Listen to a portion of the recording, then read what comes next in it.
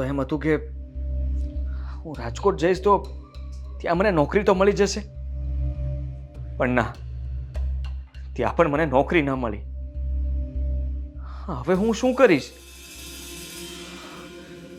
કઈ સૂઝતું નથી મને. ઉપરથી આ બધા મને સવાલો કરે છે. એ લોકોને હું શું જવાબ આપીશ? કઈ ખબર નથી પડતી. આવું કેમ થતું હશે? આદિ? થઈ છે કઈ બીજું?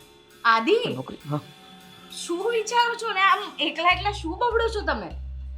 હું શું કહેતી હતી, આ તમે રાજકોટ જઈને આયા તો આ તમારું બધું સોલ્વ થઈ ગયું ને? આ બધા અંદરો અંદરો ફ્રેન્ડ્સ વિશે જે મિસઅન્ડરસ્ટેન્ડિંગ થઈ હતી એ સોલ્વ થઈ ગઈ ને? ના. નથી થઈ? સારું, ચલો થઈ જશે. પણ હું શું કહેતી હતી, આજે છે ને વેવાઈ આવ્યા હતા. હવે વેવાઈનું કેવું એવું છે કે સ્વીટીનું હવે એક્ઝામ પતી જશે, પછી હવે આપણે લગ્ન લેવાની તૈયારી કરીએ. અરે શું ઉતાવળ છે? અરે પણ લગ્ન તો કરાવવા પડશે ને? સગાઈ કરી છે તો ક્યાં સુધી એમને એમ સગાઈ રાખીશું? હવે એમનું ભણવાનું પતી જશે, પછી આપણી જવાબદારીમાં આવે છે ને એમના લગ્ન કરી આપવાની. હા, પણ હજી કઈ ઉતાવળ નથી. થોડો સમય રાહ જોઈ શકે છે એ લોકો. અને એ લોકોને સમજાતું નથી કે આપણે કહ્યું છે કે સ્વીટીનું ભણતર પતશે પછી જ આપણે લગ્ન કરી આપશું. તો આપણે ક્યાં ના પાડીએ છીએ? અને તમે લોકો પણ સમજતા કેમ નથી? મમ્મી અને તારે સરખો જવાબ આપવો જોઈએ એમને, સમજાવવા જોઈએ એમને. પણ હવે પતી જશે એમનું ભણવાનું. આ અઠવાડિયા પછી એક્ઝામ છે. હા, તો પણ એક્ઝામ પતી ગઈ એટલે શું લગ્ન કરાવી દેવાના? નહીં, હા, વર્ષ 2 વર્ષ ભલે હજી લેટ થતું. જો આટલું લેટ કરવા જઈશું ને તો મને યોગ્ય નથી લાગતું. કારણ કે એ વેવાઈ પોતે જ એમ કહેતા હતા કે અમારે બને એટલું દિવાળી પહેલા લગ્ન લઈ લેવાના છે. પછી આપણે રહ્યા છોકરીવાળા તો એમની વાત તો માનવી પડશે ને? શું કામ? શું કામ માનવી પડશે? એમને ખબર છે કે આપણી સાથે, મતલબ કે મારે પણ ઘણું બધું વિચારવું પડે ને. સ્વીટીના લગ્ન માટે મારે તૈયારી કરવી પડે. અને તને લાગે છે કે આટલી જલ્દી બધી તૈયારી થઈ જશે? નહીં ને? એટલા માટે હું ના પાડું છું કે લગ્ન નથી કરવા હજી. થોડો સમય એ લોકોને કહો કે ખમી જાય. પણ આદિત્ય, આટલી નાની અમથી વાતમાં તમે આટલા હાઈપર શું કેમ થાવ છો? આપણે શાંતિથી વાત કરી શકીએ છીએ ને આ વાત પર? શું શાંતિથી વાત કરું તમારી સાથે? તમને લોકોને શાંતિમાં કઈ ખબર પડે છે? જ્યારે જુઓ ત્યારે બસ હંમેશા તમે લોકો તમારી જ મનમાની ચલાવો છો. ઘરમાં ગમે તે નિર્ણય લેવો હોય તો તમે લોકો લઈ લ્યો છો ને મને કહી દો છો. આદિ, અમે એવો કોઈ નિર્ણય નથી લીધો. હા, તમે હાજર નથી હોતા એટલે પછી અમુક નિર્ણયો મમ્મીને લેવા પડે અને તમને પૂછીએ છીએ ને. અમે ડાયરેક્ટ ક્યાં એમને હા પાડી દીધી છે?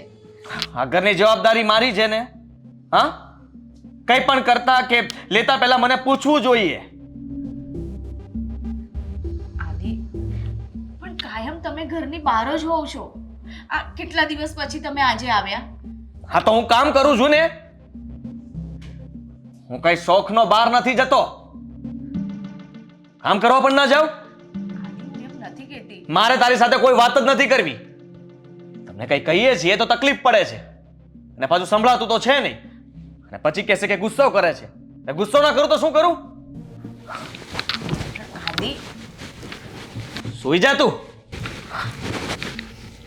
આદિ,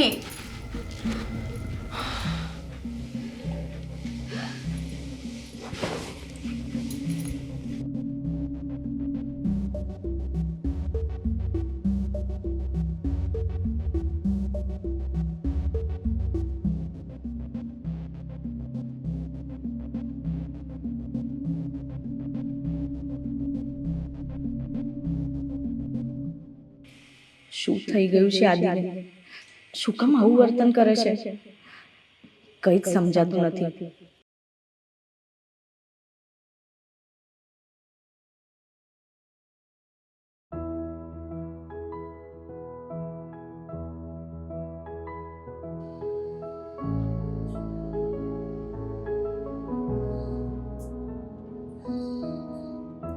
શું ભાભી ફોન ઘુમેડ્યા કરો છો? નવરી બેઠી હતી તો મેસેજો જોતી હતી. શું થયું? આ છે ને મેસેજો જોવા કરતા મારા ભાઈમાં ધ્યાન દ્યો. એને શું થયું છે ને ઈ જો. સ્વીટી બેન, સાચું કહું ને તો મને પણ નથી ખબર પડતી કે આ તમારા ભાઈને થયું છે શું. એક તો તમને ખબર છે ને, કાલે અશોક કુમાર ને એ લોકો આવ્યા હતા તો લગ્નની વાત કરી, એમાં પણ એમને પ્રોબ્લેમ છે. બસ એ જ વાત કહું છું. ચલો એક વિચારમાં મારો ને ભાઈનો મત મળે છે કે લગ્ન હમણાં નહીં થોડા મોડા કરવા જોઈએ, પણ આ શું થઈ ગયું હે? અચાનક ભડકી જ ગયા. જેવી લગ્નની વાત આવી અત્યારે નો કરાય ને આમ નો કરાય ને, એટલે આ એને મગજમાં એટલો બધો ઈગો આવી ગયો છે, અભિમાન થઈ ગયું છે હે? ના સ્વીટી બેન, એવું કંઈ જ નથી. આ તો શું હશે, એમને છે ને કામનો લોડ હશે, અને બીજું કે એમને ટેન્શન હશે. હવે આ નવો બિઝનેસ ચાલુ કર્યો છે એટલે કેટલા ટેન્શન હોય. હોય ને હોય. નવો બિઝનેસ શરૂ કર્યો ને ત્યારથી જ એનામાં આટલું બધું અભિમાન આવી ગયું છે. આ છે ને ભાઈ બીજું કાંઈ કમાયા કે ના કમાયા, પણ અભિમાન કમાઈ લીધું છે હો.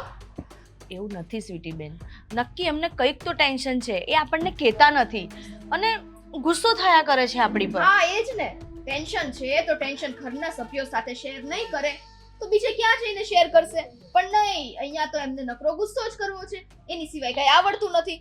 મને એવું લાગે છે ને આ ટેન્શન વેન્શન કાંઈ નહીં હોય. આ નવો જે બિઝનેસનું સ્ટાર્ટઅપ છે ને, અને એમાં આટલા બધા પૈસાનું રોકાણ છે એટલે એમને એમ થઈ ગયું છે કે હું કંઈક બની ગયો છું, ભલે ને કંઈ મળ્યું કે ન મળ્યું. જો સ્વીટી બેન, તમે ગુસ્સે થાવ, તમારી વાત વ્યાજબી છે, પણ એમાં હું પણ શું કરી શકું? એ મારી સાથે પણ એવું જ વર્તન કરે છે, મારી પણ પર આ રીતે જ ગુસ્સે થાય છે, મારી કોઈ વાત નથી સાંભળતા. હા એવું જ હોય ને, એવું જ હોય. તમારે કેવું તો સહેલું જ છે.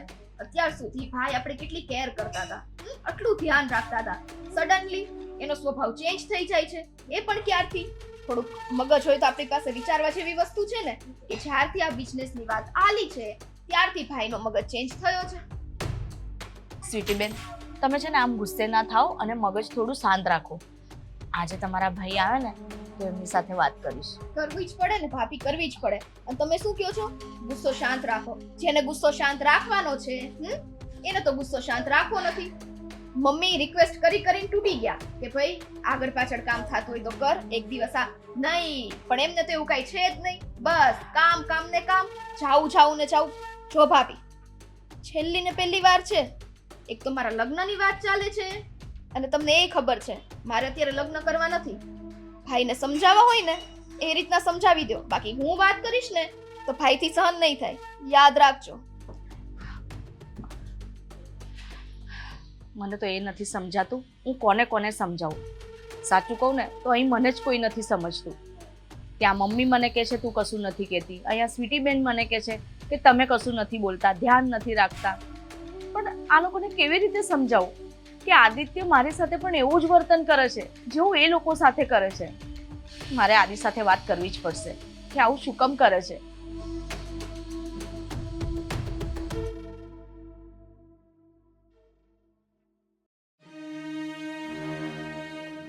અરે આદિત્ય, જય શ્રી કૃષ્ણ. સારું છે તમે આવી ગયા.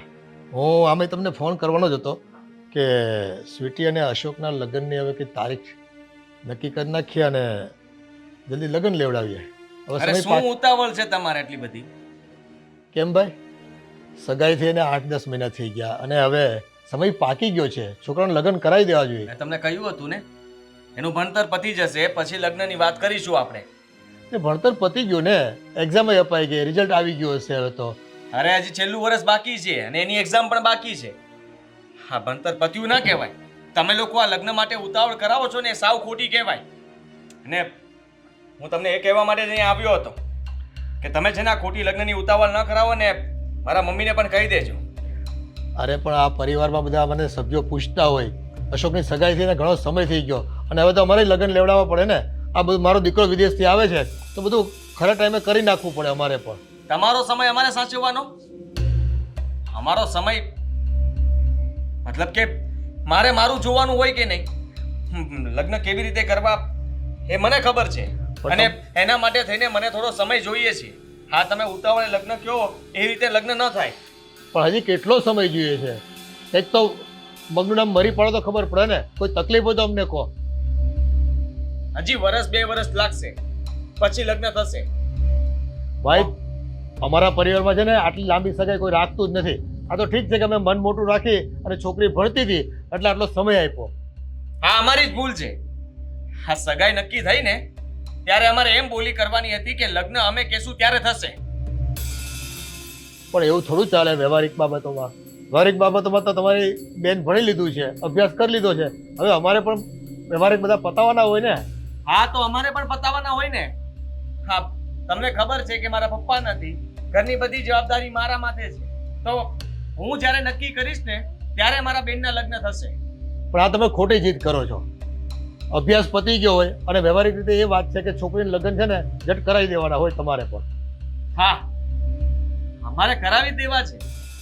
હું તમને ફક્ત એટલું કહેવા આવ્યો છું કે થોડો સમય આપો મને. આ તારીખ માટે ઉતાવળ ના કરો. આમ ઉતાવળે લગ્ન કરવા એ સારી વાત ના કહેવાય. તમે સમજતા કેમ નથી? સાચું કહું ને તો આ દુનિયામાં મેં તમારા જેવો પહેલો ભાઈ જોયો કે જે પોતાની બેનના હાથ પીળા કરાવવામાં આટલી બધી વાર લગાડી રહી છે. તમને છે ને તમારી બેન પ્રત્યે જરાય પ્રેમ નથી એવું લાગે છે મને તો. એ ઘરે બારે થઈ જાય, તમારી જવાબદારી પૂરી થાય તો એ નિભાવવાની તમારી જરાય દરકાર નથી. હા, જુઓ, હું મારી ફરજ ચૂકવા નથી માંગતો અને મને બધી જ ખબર છે કે મારે મારી ફરજ કેવી રીતે નિભાવવી. તમે મને નહીં શીખવાડો. તો ફરજ તમે ક્યાં નિભાવો છો? તમારી ફરજ નિભાવતા હોય ને તો આ પ્રશ્ન જ ન ઊભો થયો હોત. આટલું તો લેટ થોડું ચાલે સંબંધમાં કઈ. પછી અમારે એ લોકોને જવાબ આપવાના હોય. હા, તો આપી શકો ને. તમારે જે જવાબ દેવો હોય તે તમે દઈ શકો છો. પણ મેં કહ્યું એમ તમારે ખમવું પડશે. થોડો સમય તો મને આપવો જ પડશે. જો ભાઈ ખમ્માની વાત હોય ને તો પછી મારે આ સગાઈ રાખવાની થતી નથી. મારા દીકરાને ઘણા માંગા આવે છે, અમે એને ટાળતા હોઈએ છીએ અને સમાજમાં અમારે બધા વડીલોને જવાબ આપવા પડતા હોય છે. તો શું અમારે નહીં આપવાના હોય? અમે જવાબ નથી આપતા? તે ભૂલ તમારી છે, તમે મોડું કરી રહ્યા છો. અમારી તરફથી મોડું નથી થઈ રહ્યું. હા, તો મોડું થાય. હા, સમય સંજોગ બધું જોવું પડે. સામેવાળાની પરિસ્થિતિ પણ જોવી પડે. અમને કઈ વાંધો હોય તો તમારે અમારી હાયા રાખવી જોઈએ. એના બદલામાં તમે મને કહો છો? બસ તમારી તકલીફો જોવાની, અમારી તકલીફો તમારે નહીં જોવાની, એમ જ ને? નહીં જોવાની. આ દીકરીવાળા જેમ કહે ને એમ કરવું જોઈએ તમારે. તો છે ને તમે અત્યારથી જો આટલા માથાકૂટ કરતા હોય અને નખરા કરતા હોય તો પછી અમારે સગાઈ રાખવાની થતી નથી. તમે આ સગાઈ તોડવાની વાત કરો છો? હા, તોડી જ નાખવી છે અમારે સગાઈ, નથી રાખવી. અરે કેવી વાત કરો છો તમે? હું લગ્ન માટે થોડો સમય માંગુ છું તો તમે સગાઈ તોડી નાખવા પર આવી ગયા. જો ભાઈ ધાર્યું ન થાય ને તો પછી છોકરાવાળા પણ પોતાની વાત તો કરી જ શકે ને. અને અમારે બહુની જરૂરિયાત છે ઘરમાં. તમે જો આમ કરતા હો ને તો અમારે સગાઈ રાખવાની થતી નથી. તમારી બેનને બેહાડો ઘરમાં. અમારા છોકરા માટે ઘણા માંગા આવે છે અને મારું મોઢું હું જોવો છો. ચાલો જાઓ, બેહાડો તમારી બેનને ઘરમાં. એક સંબંધની વાત કર્યા પછી લગ્નની વાત કરવાની હોય, ટાઈમે બધું સારું લાગતું હોય. આ તો કેવો ભાઈ છે, હાવ બેફિકર છે.